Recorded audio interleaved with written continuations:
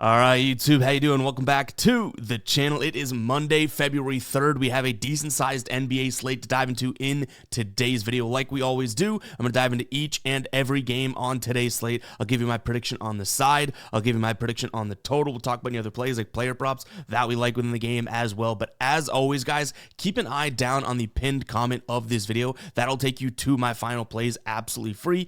If that does interest you, what I'm actually rolling myself, down in the pinned comment.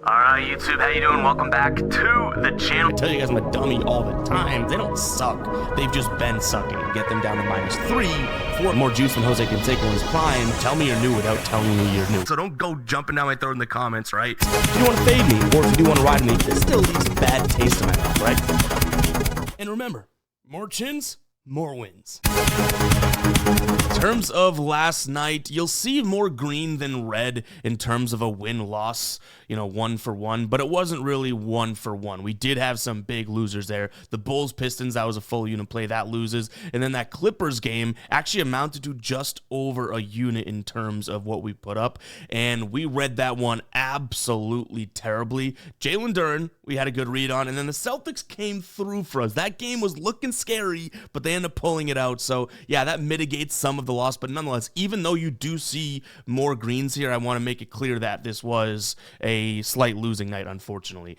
The only one that I feel like that Bulls and Pistons under had plenty of times where it was slow pace, plenty of times where it was fast pace. I know we get a lot of comments being like, wow, because they went over it by a decent amount, right? I think it was like 248 or something was the finish, but I can tell those are comments by people that just look at the box score. I don't feel bad about that read. I really don't. There was plenty of times when it looked like that was possible, but plenty of times when the pace was high. The one that I just hate myself for was that Clippers game. I feel like I've been saying it's a facade, this Raptors team and all that. The Raptors are just playing good basketball. They were at home yesterday. We decided to fade them, and you know what? Probably wasn't the best business decision there, right? They end up winning the game outright. They smoked them. The James Harden look was correct, but again, we should have just eliminated the Clippers and trusted Harden, and maybe we'd be in a different situation. But you know what? You can't go back and change things, right? Speaking of not being able to change things, we don't need to change anything for the ride of the day because Colin is on absolute fire. Let's pump in some crowd noise here. You know what? We'll drop the cha-ching. We'll get the good vibes going, dropping the cha-ching. A two-player parlay yesterday. This was same game parlay, right? Jalen Duren, 12-plus points, and then Nikola Vucevic, 15-plus points. Both of these guys got the job done. Both had very good games. Vucevic with a triple-double, Duren with a double-double. So shout out to Colin here. If you guys don't know what the ride of the day is, it's simple. Just use that hashtag ride of the day in the video comments and give me your favorite play. I jump aboard with one person's play each and every day. Give you a shout out in the next video, win or loss. Also shout you out over on my X, which just popped up right here, as well as on the Guy Boston Sports site with the final plays. If you do win, we continue to ride with your play until you have a day that you lose. If you do lose, you got to face the womp womp. So we are riding with Colin right now, but like I've told you guys, even though we're riding with someone else because he's on a streak, the ride of the day streak, still get your ride of the days down in the comments because you're helping out so many people. Like, I give credit where it's due, right? I tell you guys all the time, there are some bangers down in the comments that I would never think to uncover or think to find, that type of thing. So go ahead and drop those favorite plays with that hashtag down in the comments. But all right, what do you say we dive into today's slate? There are some good spots here, a few close spreads that probably should be good games, a couple that are a little bit higher spreads that maybe won't be, but nonetheless, let's go ahead and dive into it.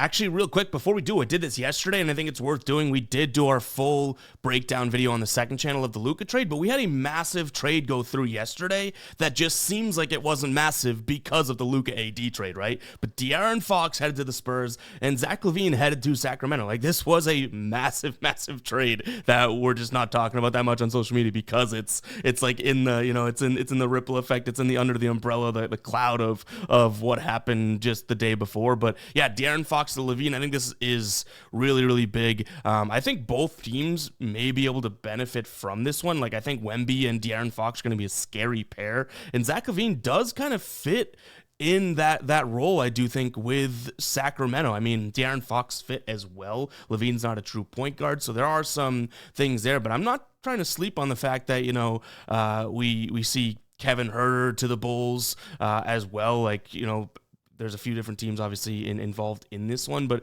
some guys definitely got shaken up in this one, right? Trey Jones, Zach Collins, Kevin Huerter to the Bulls. The The biggest one that the Kings are getting, obviously Zach LaVine and 3 first-rounders. And then Spurs, McLaughlin and De'Aaron Fox. So all 3 teams definitely getting something in this spot right now. I'll make a full video breaking this down probably on the second channel today, so I don't want to talk too much about it here, but isn't it kind of funny? Like, let me know in the comments. Isn't it kind of funny that this trade is pretty damn massive, but it doesn't seem massive whatsoever, right? All right, guys, hit that subscribe button, hit that like button. We're starting it off with Detroit taking on Atlanta here. We did see this matchup back in late January, only like 10 or so days ago, and Detroit, it was in Atlanta. Detroit ends up winning that one 114-104. They're 4-point dogs. Now, Atlanta is definitely injury-riddled, right? You have Trae Young, who's listed on the injury report, but listed as probable, and then you have no Clint Capella, no Jalen Johnson. Now, Bogdanovich is listed as out. It just doesn't seem like the best spot for Atlanta here. And Detroit's playing decent basketball. I mean, they were riding high, and then they definitely plummeted for a little bit, but now they have 2 straight wins. They are on a back-to-back here, but good for Detroit in back-to-back situations this season. They've covered in nearly 67%, 66.7%, so 2/3 of their back-to-backs. I don't really mind them in this spot. We know that they're going to try and get into the paint, right? And this Atlanta team, at the beginning of the year, that was their defensive strength. Now you're hard-pressed to find a damn defensive strength here. On the season, 24th ranked in terms of preventing points in the paint, so what is that, 7th worst? Dead last over the last 3 games in terms of preventing points in the paint.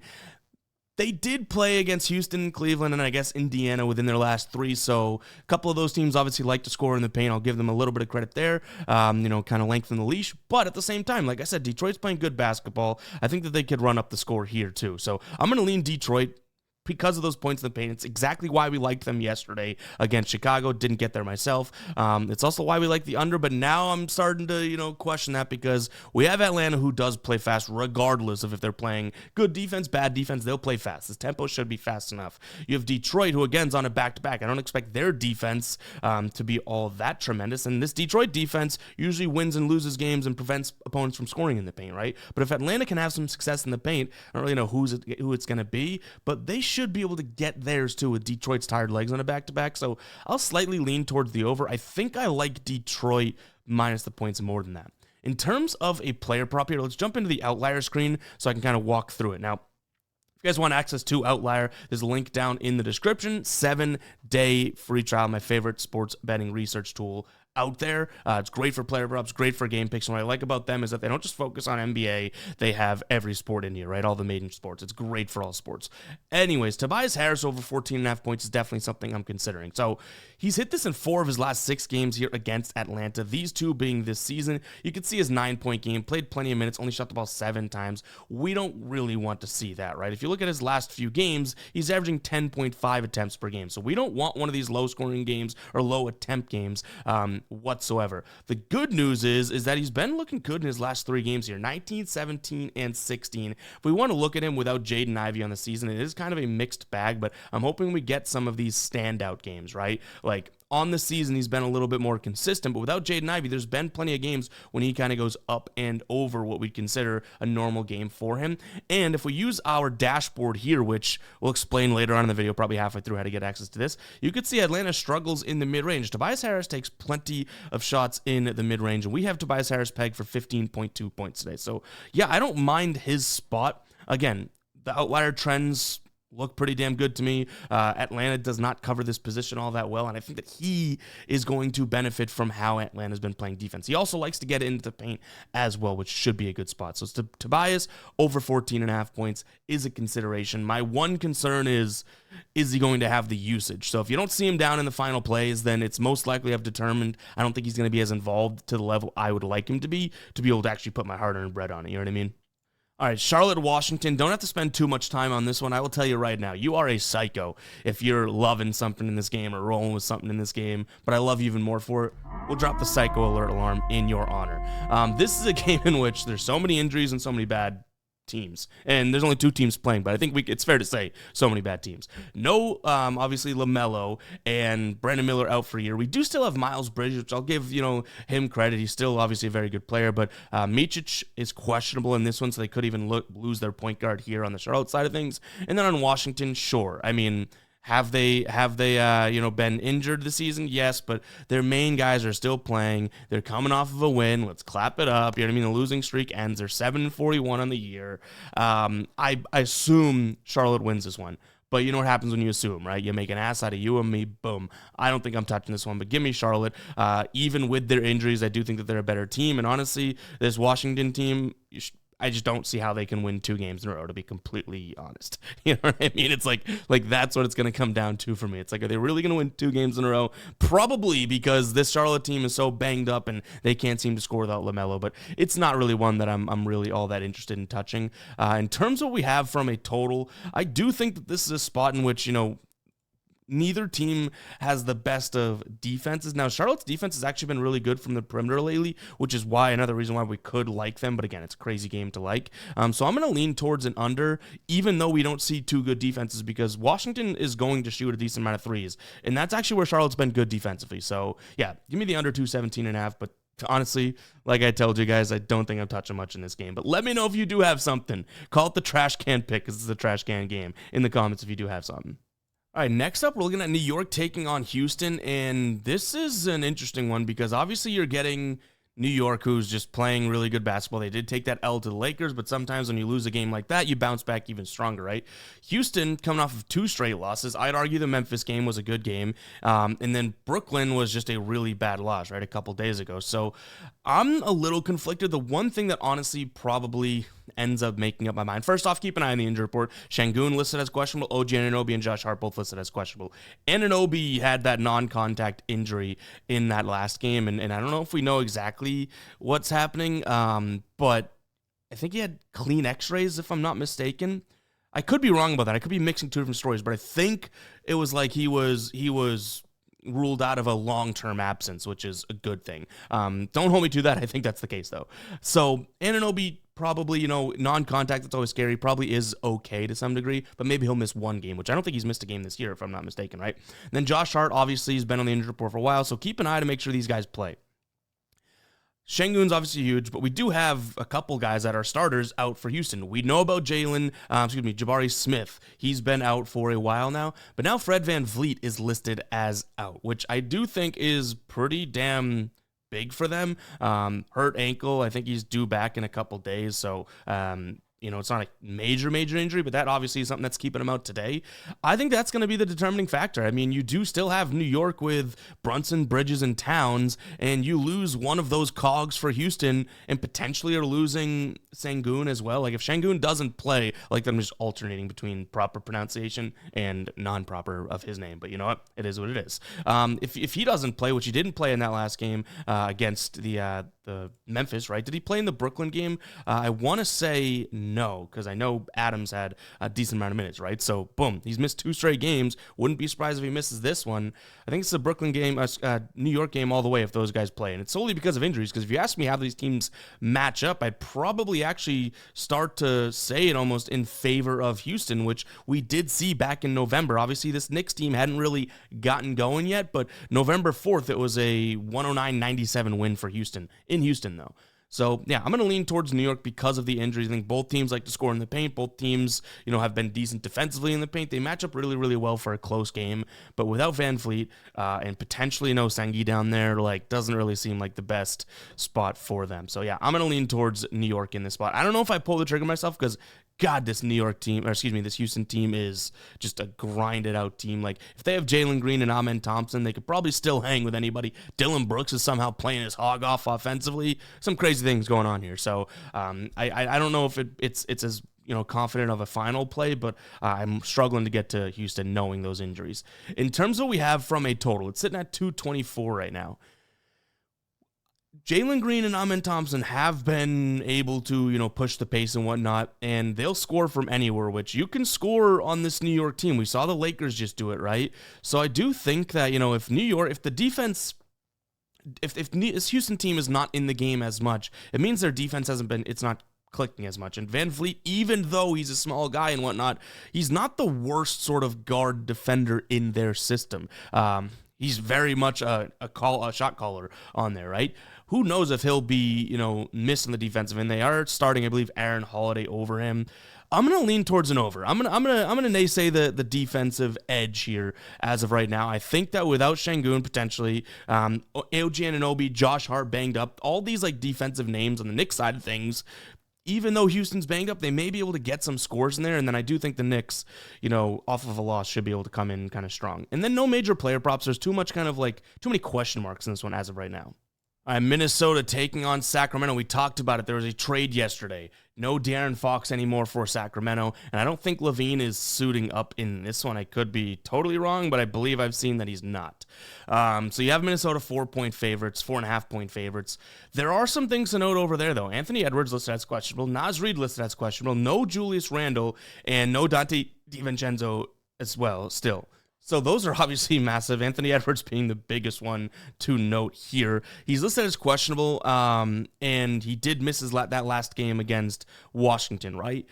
Now, I think it was illness, so was he, did they just say, hey, it's Washington? I don't know. If he doesn't play, then obviously that changes things. But them being favorites in this one, I think Anthony Edwards is going to play. And if he does play, there's a few things I want to note here. And we can jump into the dashboard, and then I can tell you how to get access to the dashboard afterwards. But there's a few things that I think really do favor Minnesota. So first and foremost, let's jump down into the defensive side of things, I guess, right? Where are both these two teams solid defensively as of right now? Okay, down low, sure. Well, Sacramento really relies on scoring down low, right? They have been the better scoring down low defense just by this points in the paint metric. Minnesota's pretty good at that. Whereas Minnesota, as we've known pretty much all season long, liked to score from the perimeter. Well, Sacramento can't stop a nosebleed up there at the perimeter, right? And if we want to look at it from this perspective, you could see not all that great at defending the catch and shoot, not bad at defending the pull-up, so we'll keep that in mind, right? Even over here, you could see when we look at the pick and roll, really not good at covering the pick and roll. So now we're looking at catch and shoot and pick and roll opportunities for Minnesota, which obviously are two things that they do and run fairly well. So I think Minnesota wins this one out on the perimeter. You can see some of Sacramento's numbers don't look all that terrible from the 35.4, that's kind of middle of the pack. 39.1, that's a decent percentage to allow. And then left corner, 56 point, whatever they can't cover the left corner for whatever reason. But overall, I do think this is a fair enough and decent enough spot to see Minnesota pull out a 4 or 5 point win, especially after we just saw a big trade from Sacramento. So I'm going to lean Minnesota here. I think they dominate the perimeter, and even if they do have to take it inside and whatnot, yeah, they'll struggle, but they may be able to win that defensively in terms of offense versus defense down there. That's where Sacramento likes to score. Minnesota may be decent at stopping that. So I'm going to lean towards Minnesota minus the points here. And if you guys do want access to this dashboard, like I said, we'll talk about it. It's over on the Guy Boston Sports site. Right here in the member section, you go to NBA Dashboard, which is also where all the final plays are for free, right? NBA Dashboard over in the top right. We're not logged in. If we do set this to logged in status, right? We'll see right now, boom, we're in the NBA dashboard. You could see you get this each and every day. All it is pretty much what it looks like, right? It's an aggregation of a bunch of different websites, all the games, and you could see all of the games broken out in a visual format to help you do your research, make your own decisions, and save you some damn time. This is the one we just looked at here. What I like about this, you can print it, you can zoom, you could download it, all that stuff. When I'm traveling on the plane and stuff, I like to print all these out and just pass the time by doing some research on the plane, scribbling, noting where I think there's going to be some edges and whatnot. Really cool, guys. So go ahead and check it out. We have team matchups in terms of rankings. We have shot zone stuff. We have player prop stuff down here. We have play type, catch and shoot, pull up, isolation, pick and roll. Then we have team trends against the number, over-unders, that type of thing. So if that does interest you, head over to the Guy Boston Sports site, which is where the final plays are, down in the pinned comment, and consider becoming a member today. I do think that this tool is really cool. We have a lot of cool stuff coming on the site in terms of research tools soon. This dashboard's only one of them. All right, total-wise, we're sitting at 222. This is a Sacramento team that's been playing fast. Now, if Fox isn't there, do we lose a little bit of that pace? I mean, he's obviously a fast guy. I believe at one point in his career, he was the fastest guy in the league, right? So that is a potential, but you still have Malik Monk. He's going to head up the point. I think that he's going to be able to score a decent amount, and this starting lineup ain't all that bad. With Malik Monk's emergence, we have to believe to some degree that made it easier to get rid of De'Aaron Fox. I know that there was issues with him and the coach, and then they fired the coach, whatever, right? But Malik Monk, Keon Ellis, DeMar DeRozan, Keegan Murray, and Sabonis, still a damn good starting lineup. So I think I'm going to lean towards the over 221 because I think Minnesota, like I said, should be able to score from the outside. And, I think there's enough playmakers and scorers on Sacramento to be able to kind of up this one. So give me the over 221 in this spot as well. In terms of where I'd go player prop, I think the obvious one probably would be to consider Anthony Edwards if he does play. I mean, you can see he's been crushing it his last few games here. He's been hitting 30 plenty. Like 6 of his last 10 games, he's gone over 30 points, which is lines 30.5 today. Head-to-head, he has some decent numbers against this squad as well. These 3 are this season. On the year, doesn't look all that great, but he's been going as of late. And this is and should be a fairly favorable matchup for him, right? But where I actually might end up pivoting to is a nice plus money spot here. Jaden McDaniels over 1.5 3-pointers made. Last 10 games, he's hit it in 5. Last 4, he's hit it in 3 of his 4, right? Head to head, he has a decent hit rate against them. And what I like is I mentioned that corner 3, looking at our dashboard, right? That corner 3, that is he leads the team in corner 3 attempts per game over the last 10. So for plus money here, I can picture, maybe like a Nas or Rudy Gobert setting a screen, Anthony Davis coming off, and Jaden McDaniels sitting in the corner as the team collapses on him. So I think that kind of fits the game script pretty well. So I'll lean Jaden McDaniels over 1.5 threes as well. If I can't snag that in a little bit at the plus money, I probably don't touch it, but I'm loving the plus 105. Another guy that I think of that's kind of in that same boat would be Nickeil Alexander-Walker. I just don't have any lines for him right now. But yeah, I'm either targeting, again, the pick and roll ball handler, which is AD, or any spot up guys on Minnesota. So hopefully that helps you guys out in your own research. OKC, Milwaukee, I'll be honest, this has like the feeling of a really good game, but the line is 10.5. I don't know if I'm seeing this one clearly. The crystal ball may be a little cloudy here. Yes, Milwaukee obviously on a back-to-back here as they played Memphis last night. It was a decent game. They ended up losing 132 to 119. They obviously lost that one, are on a back-to-back. Seems like a bad situation for them, but they're still a decent team, I guess, right? Like, I still think Milwaukee's a good team. And they're playing OKC. Now, it is an OKC, but doesn't up 10.5 just seem like a lot to give Giannis and Dame?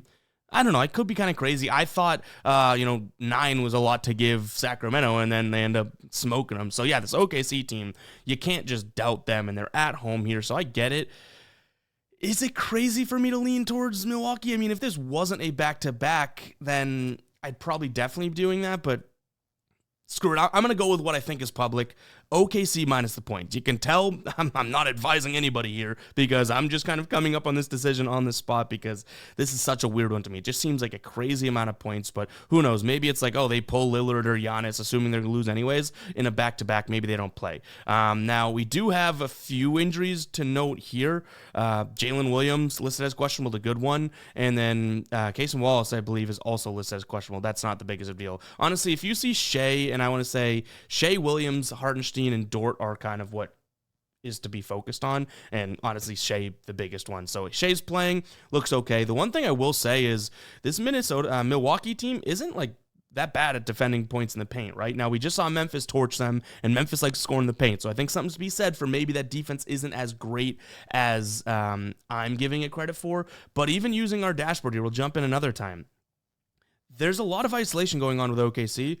Milwaukee's pretty damn good at preventing the isolation, right? A lot of catch and shoots from OKC. Not all that great from Milwaukee. And then also pick and roll, not all that great from Milwaukee. So they should be able to stop the isolation and potentially the pull-up, but that catch and shoot is going to be an issue, which leads right into a player prop that I'm definitely considering today. And it's going to be Lou Dort again. We liked him in, when they play a couple days ago, right? And we got a couple comments being like, that is crazy because he had 0 points like the night before, the time they played their opponent before. But he ended up crushing, and he had a really good game. And the only reason I liked him was because, and that was against Sacramento too, right? See, Jaden Daniels, remember that, or McDaniels. The only reason I like Lou Dort here is truly because of the fact that he's such just a sit there, catch and shoot guy offensively, that we could see a nice little spot. Now, right now, I think 1.5 is super juiced. You'd have to go 2.5 for threes. I'd probably just pivot to his 9.5 points. Last time he had 20 points, he did have 18 the next night, right? And I just don't mind the matchup overall. Now, it's still, just like I talked about Jaden, it's like you're still rolling with a guy that you're hoping the game script kind of fits your thought, but I could totally see Shea isolating, Milwaukee being pretty good at stopping the isolation, so he has to pass, and boom, that's where you get Milwaukee in terms of catch and shoot. So, yeah, that'll be a player prop I look at. Total-wise, boy, this is another one that I've kind of gone back and forth, but I think Milwaukee should be able to at least get to like 1 13 to 115, right? I know OKC is such a good defense, and I'm not trying to take that away from them. Last time they played, it was super, super, super low scoring, but that was just a weird game overall. I think that this one has a little bit more pace to it, especially with Milwaukee on a back-to-back here, and both teams top 11 in pace over the last 10 games. I'll lean towards the over. I think OKC plays a good game, and again, I might be crazy for the minus 10.5, but yeah, give me the over, then Dort, and then I guess I'd consider OKC minus 10 in that order. But told you guys, kind of on the fence with this one, just being transparent.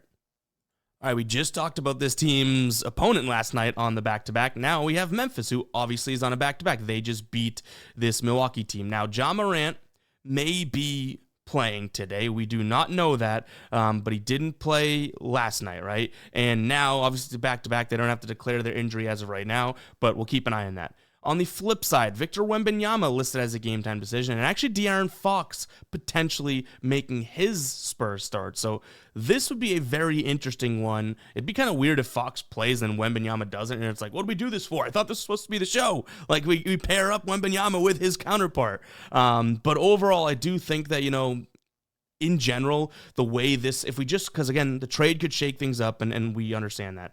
But if we look at this from, I guess, how the Spurs have been playing, and assuming that things don't necessarily change up for them, which I do think the way that they score actually does fit Fox pretty well, so I don't think it will change up too much.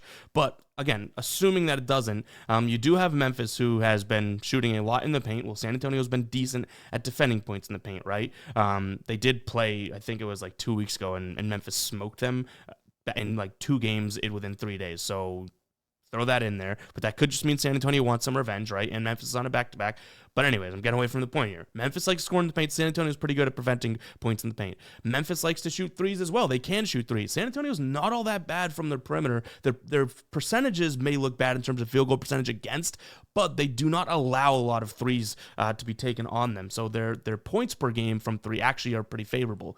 I think this could be a sneaky San Antonio spot. If Fox plays, I'm worried that there's going to be like growing pains, and then, if Wembanyama's not healthy, like, sure, all this makes sense, but you do have Memphis on a back-to-back. You are the Spurs, who have now lost twice to this Memphis team, and who knows, right? Like, if Ja Morant ends up playing, then it's like, well, he might have fresh legs, but overall, I like the defense of the Spurs here as a hiccup. Maybe that's not a good sign, but I don't know. Am I crazy here? Give me the Spurs plus the 5.5 points. This line's moving. I've seen some 5s out there. So, yeah, I think that we may be on the right side of thinking about this one in terms of how that line is moving. Give me them plus 5.5. Total at 242. Now, that thing is way up there. The only reason I'll say under is because what did I just break down the game with the mindset of? That the Spurs will give Memphis some trouble defensively. If Memphis goes out there and just does their damn thing, then obviously this is toast. But I'm going to lean Spurs as well as the under. In terms of what we have from player props. Now, again, on the Spurs side of things, it's a little questionable because you do have potential massive switch up in De'Aaron Fox coming it down, right? So I'm a little hesitant to look at anything there, but I would consider some Spurs from the outside. Vassell may be a good look, but again, are things going to be really different now with Fox? Like, I feel like we may be playing with fire, but Devin Vassell is obviously one of the predominant perimeter guys in terms of this Spurs offense, so that might be a look. We don't have lines right now because Fox and Wembanyama are both, Wembanyama may not play, and then Fox is, who knows if he's going to play, right? So just kind of giving you my thoughts on where we could look if lines do come out. All right, before we dive into this Utah and Indiana one, if you made it this far into the video, go ahead and comment 29. We're essentially at the 29-minute mark. I do appreciate the heck out of you guys that stick around and watch the whole videos, the whole video, each and every video. So really do truly appreciate it. And yeah, I feel like I could say that a million times, and still want to say it one more. So I truly do appreciate it, guys. Go ahead and comment 29 if you made it this far. But all right. Let's go ahead and talk about this one. Not exactly my favorite spot on the board tonight, but we should see a fairly healthy Utah team and a fairly healthy Indiana team. Now, Indiana has been playing good basketball, right? Like, they've won 8 of their last 10 games. They've covered in 7 of their last 10. Utah is coming off of what I'd give them credit for, a win against Orlando. That was a couple nights ago, but prior to that, they had lost 8 straight games. They had covered in a couple there, but they are healthy now, so we can give them a little bit of credit. The way these matchups are, how I vision these matchups working today. Indiana, not very good at preventing the paint, right? Well, Utah, honestly, not exactly prioritizing paint scoring lately. Above the break three, they're 11th in terms of frequency over the last 10 games and second in corner three. So they are liking to shoot the three, which is feeding right into where Indiana likes to play defense. So if Utah, I'll say this, because that 6.5 does seem a little juicy, right? Like that is a big number. If Utah was more of an in the paint type team, I could consider them, because I think this Indiana Pacers team in the paint really does stink defensively. They've been a lot better as of late, but where I know they don't stink is defending the perimeter, and that is exactly how Utah's been playing as of late. So give me the Pacers minus the 6.5 on the road here. Total sitting at 238. It's definitely up there, but, I do think Utah's defense is that bad. I'd probably end up rolling with something like a Pacers team total over before I considered, I guess, Utah involved, because I did mention, right, that I think Utah's defense could Pacers defense could hinder Utah's scoring. So let's see, what will we get? It's probably massively high, but what is a Pacers team total right now? So we can use Outlier for this too. That's why this tool is really cool. Pacers team total, yeah, we're looking at, to even digestible odds, 122, 123, which I don't necessarily hate. I mean, look, they've been doing that in the last 3 games. I don't hate it, but that's the only thing I'd really consider. Pacers or their team total over. Player prop wise, we can target the perimeter. Again, that's where Utah struggles defensively. I know we didn't really talk about their defense, but that's where they struggle defensively. And yeah, I mean, you do have guys like, obviously, Tyrese Halliburton, who we really liked last game, and he kind of let us down, but Miles Turner as well, another guy that's going to jack it from 3. So Halliburton and Turner could be guys that I don't really mind taking a peek at from 3. When we look at this from, pick and roll offense and whatnot, Utah, it's like they prevent guys from scoring off the pick or running the pick and roll, but they actually have a terrible score percentage. So I'm kind of conflicted as to, do we like them in the pick and roll or not right now? One thing I will mention, and actually just seeing this in the dashboard now, catch and shoot threes are much more of the go-to type of shot that teams are making on Utah. So if we look at Indiana and who shoots those catch and shoot ones, it's Miles Turner. So maybe a little Miles Turner love today. I know that we've had our ups and downs with him this year, but Miles Turner for 3 right now, I guess 2.5 seems super, super high. Maybe Miles Turner points if we can get it at 15.5. We'll consider that. Keep an eye on the final plays. All right, Denver taking on the Pels. So Denver obviously laying a big number. Makes sense, right? You have a Denver team that is clearly a better team. They're playing decent basketball. I mean, can we say that? I guess 6 of the last 10, so they're 6-4. The last 2 wins are Philadelphia and Charlotte, whatever. But this is a New Orleans team that just does not seem to match up well. You have the number 1 scoring in the paint team this year in Denver. Last 10 games, second in terms of frequency, against the second worst team at preventing points in the paint in New Orleans, right? So I don't really see where this one, where New Orleans gets a look here. If you want to make the argument, well, both times they've played have been pretty close this season, sure. But I'd say Denver is just getting better as the season goes on, whereas New Orleans, you look at the injury report and you're like, all right, is that guy playing? Is that guy playing? Today, it looks like, we have no DeJounte Murray, which is absolutely horrible, right? I think he tears his Achilles, which is just absolutely terrible. So yeah, that's devastating to obviously them, because he just came back and now it's like, well, peace out. And then on the other side of things, you have Brandon Ingram still out. You have Zion, who's been in and out. Herb Jones is out. It's like this team just cannot catch a break. Denver should stomp them. I don't think that I wager on it myself, but that's going to be the side that I look at. In terms of what we have from a total, I think Denver, I don't like, though Denver has been running, right? They've actually been a fairly fast-paced team, so is the Pelicans. I don't think Denver even needs to think about running in this spot. If they go up in transition, maybe Pelicans can stay closer. So I think Denver kind of takes this one slow and just absolutely death by a thousand paper cuts to his team. So yeah, much like, the game against Charlotte, where it's like, yeah, that could be a fast-paced game, right? Denver just played super slow, made sure they won. Yes, it was a close game, but I still think that's going to be the pace. So yeah, I'm going to lean towards Denver as well as the under. Portland taking on Phoenix. This game, same game in Portland, just happened a couple nights ago, and Portland keeps what they're doing they keep going, right? They've now, in their last 8 games, they've won 7 of them, and they've covered in 8 straight of those 8 games. So they're playing really good basketball. I mean, there's no denying that, right? You have a fairly healthy squad on both sides. Starting line for Phoenix is Jones, Booker, Dunn, Durant, Richards. Starting line for Portland, Simons, Kamara, Denny Avdija, and Jeremy Grant, as well as Ayton. Robert Williams game time decision, and Matisse Thybulle still out. So you do have 2 teams that are obviously, they just saw each other. Portland routed Phoenix.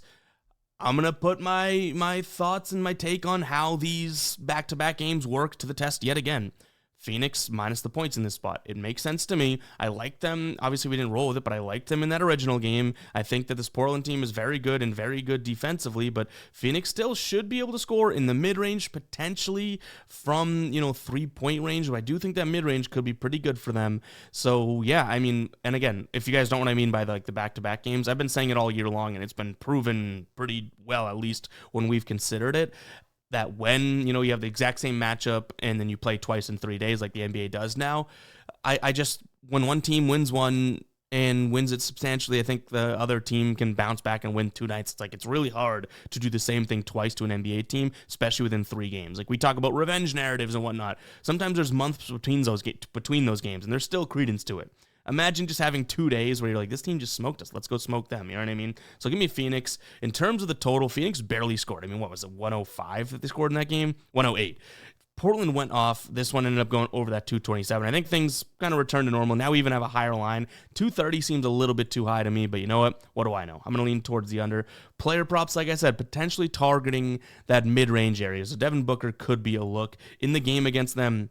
Last time, Devin Booker seemed to be the guy, right? 37 points, 5 assists. I think he had 4 or 5 rebounds as well. So, yeah, Devin Booker going to be another look for me here. But it might just be Phoenix just bet it, -4.5. I think that they kind of bounce back here. So keep an eye on the pinned comment to take you to the final plays. As weird as it is and as good as Portland's playing, this may be a Phoenix spot here. But we know Phoenix has burned us multiple times this season, right? Golden State, Orlando. Now, this Orlando team is just in such a, I think we can agree, right? In such a weird spot because they're healthy, and it's like, okay, when are the wins coming? You know what I mean? Like, when are you going to play like you played at the beginning of the year? Now, we talk about health. Jalen Suggs, obviously, he's still been banged up, and he's banged up again. He's questionable, so maybe I'm being a little too, up front, being like, oh, they've been healthy. I do believe he's a massive piece, and he hasn't been. Speaking of health, Kuminga's still out. Draymond Green may be coming back for Golden State. In this one, I do think that, it's going to be a close enough game, but Golden State at home, especially with the way they've been playing, like in their last 5 games here, they're 3-2. They played Phoenix, and Phoenix routed them. Maybe they're coming a little pissed in that one because this is their last home game before I think they go on a pretty long road trip, at least 4 nights. I could be wrong about that, but something like that, right? I think Golden State goes out there and gets this one. In terms of how they match up, obviously this Orlando team's a very good defense. No one's saying they're not. So I can't really find any holes in the defense other than the fact that they really haven't looked all that great from the perimeter as of late. And you don't want to not look all that great from the perimeter as of late against a Golden State team, right? So, yeah, I could see someone getting to Orlando. I think it's going to be a close game, but as this line, I've already seen 2.5s out there. I think it's a Golden State spot, maybe even just Golden State money line because they're at home. I believe in this Orlando team. I just don't know how quickly they're going to put it together. Like, they're in the 8th or 9th spot right now in the standings. Like, they really have to click after being injured for pretty much the entire season if they do want to make any sort of push. Golden State, I'm not trying to say that they're doing well. They're out of the playoffs technically right now, right? If I'm not mistaken. I think they're in 12th or 11th. So, what are they in? 11th. So, it's like, yeah, I'm not trying to say that Golden State's almighty and all that, but Golden State at home against an Orlando team that struggles on the road just seems too simple. I'm not going to overthink it. So Golden State minus the points. Total-wise, right now, it's at 212.5. Both teams do have good defenses. If Golden State goes off, I could see, a decent spot for them. But maybe I just lean Orlando team total under because that way we do have the ability for Golden State to score from the perimeter and we're not kicking ourselves the entire game, right? So let's see what Orlando's team total under is. It's probably going to be right around, let's see. Yeah, this is kind of where I pegged it, right? We can look at Orlando team total under 107.5, and I don't mind that. Like, even if this is a good game, I could see 107 from them in a 111, 107 type win for the Warriors, right? So, yeah, I don't mind that.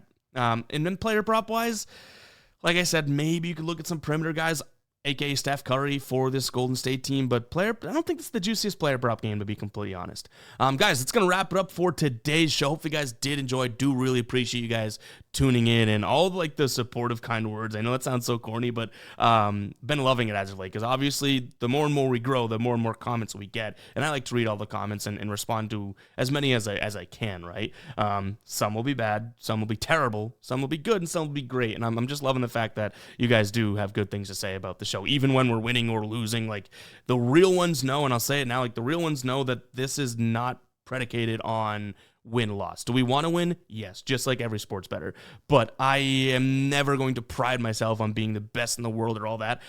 I want to make good, entertaining, fun, engaging YouTube videos first and foremost, and I think that we've accomplished that and are only going to accomplish more and more, and show up every day and be consistent, right? Like, I'm in this industry and admit in this industry there's no guarantees and stuff, so I think it'd be silly for me to tell you guys that we're the best in the world, we're going to win every night. Like, no. We're going to try to win every night, and that's what I can promise. And then hopefully the work that we put in obviously shows that we can be somewhat in the green. That's kind of the goal. Anyways, that was a little bit of a rant, but I'll catch you guys in the next one, right? Peace out.